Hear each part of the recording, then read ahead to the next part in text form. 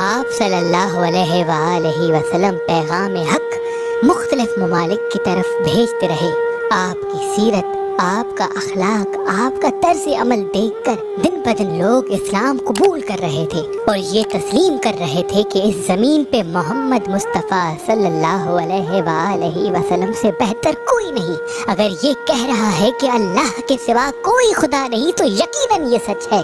اگر یہ کہہ رہا ہے کہ میں اللہ کا رسول ہوں تو یقیناً یہ سچ ہے۔ نجران ایک علاقہ ہے یمن کے قریب، وہاں اکثریت عیسائیوں کی تھی۔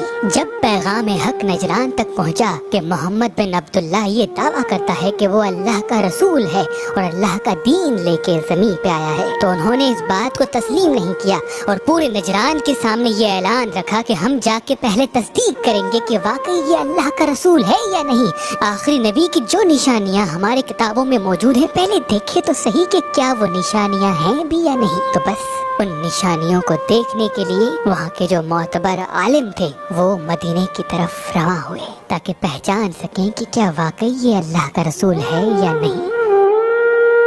ان کی کتابوں میں جو آخری رسول کی نشانیاں تھیں، ان میں پہلا شرط یہ تھا کہ جو آخری پیغمبر آئے گا وہ سادگی پسند کرے گا۔ مہنگے اور اچھے لباس پہننا، مہنگی چپل پہننا ان کو پسند نہیں ہوگا۔ اور دوسری کہ وہ مہمان نواز ہوگا، کوئی بھی اس کے پاس جائے گا تو اس کو اپنے ساتھ بٹھائے گا۔ اور تیسری ان کا کوئی محل نہیں ہوگا۔ اور چوتھی کہ ان کے گھر والے بھی ان کی طرح سادگی اختیار کریں گے، یہاں تک کہ ان کے پاس بھی پہننے کے لیے اچھے کپڑے تک نہیں ہوں گے۔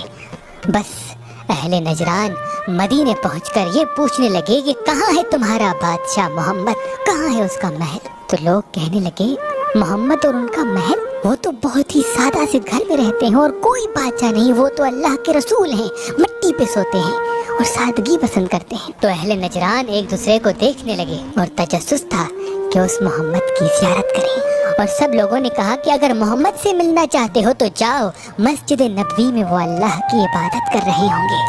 تو اہل نجران مسجد نبوی میں آئے، دیکھا کہ حضور صلی اللہ علیہ وآلہ وسلم کے پھٹے ہوئے کپڑے جو اتنی جگہوں سے سیے ہوئے تھے جس کو کوئی بھی تاریخ لکھنے والا بیان نہیں کر سکتا، اور ان کے چہرے پہ وہ نور، وہ روب کہ وہ حیران رہ گئے۔ بالآخر وہ قریب آئے اور کہنے لگے کہ محمد تم ہو؟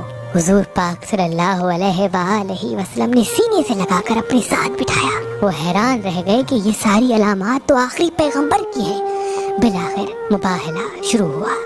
اہل نجران نے رسول اللہ سے کہا کہ آپ عیسیٰ علیہ السلام کے لیے کیا سوچ رکھتے ہیں؟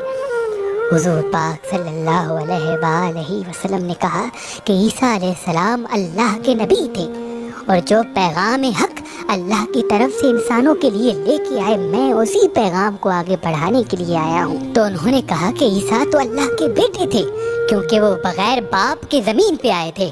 تو حضور پاک نے مسکرا کے کہا کہ اس حساب سے تو آدم علیہ السلام زیادہ خدائی کے حقدار ہیں، کیونکہ ان کا تو نہ باپ ہے نہ ماں۔ وہ خاموش رہ گئے۔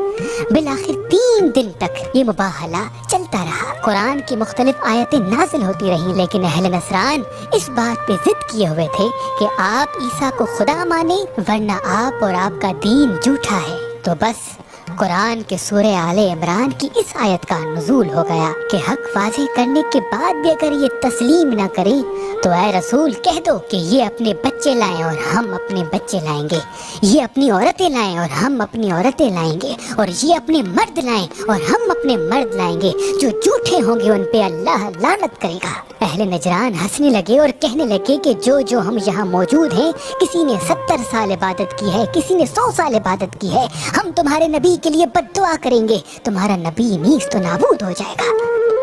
پورے مدینے میں یہ بات پھیل گئی کہ کل عیسائیوں اور مسلمانوں کا مباہلہ ہے۔ دیکھنے کے لیے تمام لوگ مباہلہ کی جگہ پہ جمع ہو گئے۔ اتنے میں آپ صلی اللہ علیہ وآلہ وسلم اپنی پیاری بیٹی فاطمہ، اپنے بھائی علی اور اپنے ہاتھ میں امام حسن اور اپنی گود میں امام حسین لے کے آئے۔ اہل نجران نے پوچھا یہ تمہارے نبی کے ساتھ کون آئے ہیں؟ تو لوگوں نے کہا یہ جو عورت ساتھ ہے یہ ہمارے نبی کی بیٹی فاطمہ ہے، اور جو مرد ان کے ساتھ ہیں یہ ہمارے نبی کا چچا بھائی اور ان کا داماد علی ابن ابی طالب ہے، اور یہ جو بچے ان کے ساتھ ہیں یہ حضور صلی اللہ علیہ وآلہ وسلم کے پیارے نواسے اور جنت کے سردار حسن و حسین ہیں۔ جب اہل نصران نے پنجتن پاک کے سادہ سے سادہ تر لباس اور نورانی چہروں کو دیکھا تو ایک دوسرے سے کہنے لگے کہ یہ اگر آج دعا کر لے یہ پہاڑ بھی ریزہ ریزہ ہو کر ہم پہ گر جائے تو یقیناً گر جائے گا۔ ان کے چہروں سے یہ معلوم ہوتا ہے کہ یہ اللہ کے محبوب سے محبوب تر بندے ہیں،